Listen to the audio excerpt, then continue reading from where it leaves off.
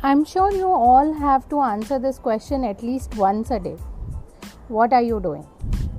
Your friends, family, colleagues, and on a working day, your boss of course can and will ask you this question. And suddenly, there's a pressure building in your mind. क्या जवाब दूँ? और ऐसा नहीं है कि खाली बैठे हो इसलिए प्रेशर बिल्ड हो रहा है. This happens when you are actually doing something also. Why? Because then you have to analyze in your mind कि जो भी तुम कर रहे हो, is it worth mentioning? Good enough है? Impressive लगेगा?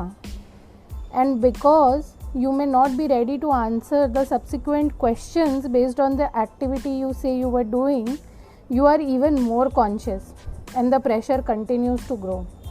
क्या बोलूँ? क्या explain करूँ? And while you are struggling with these thoughts, the other person goes like, इतना क्या सोच रही है? सो रही थी क्या? This is the time you lose your calm and go like, नहीं सोऊंगी कैसे? सोने का टाइम थोड़ी है. अभी तो 2 बजे हैं, ट्यूसडे आफ्टरनून है, मैं काम कर रही थी. दिस इज़ तो चलो वर्किंग डे का pressure. But why do you have this pressure on holidays? Imagine Sunday की दोपहर, ड्रेडफुल मंडे मॉर्निंग में कुछ ही समय बाकी है, खाना खा के हो चुका है, बेड पे बस ऐसे ही इधर उधर करने का मज़ा ले रहे हो और अचानक your friend calls and asks, hey क्या कर रही है? And suddenly the pressure is back and top of the mind जवाब, नेटफ्लिक्स देख रही थी. Why? Because it's a cool thing to say. फिर आता है अगला सवाल, ओह अच्छा क्या देख रही थी? And now you are suddenly thinking कि कौन सी सीरीज़ या कौन सी मूवी का नाम लूँ जो वाव भी लगे और जिसकी स्टोरी पता है. क्यों?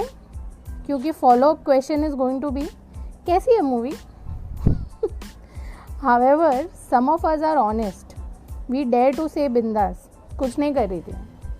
और इस पे अलग ही टाइप का रिएक्शन आता है, कुछ नहीं, इसका क्या मतलब होता है?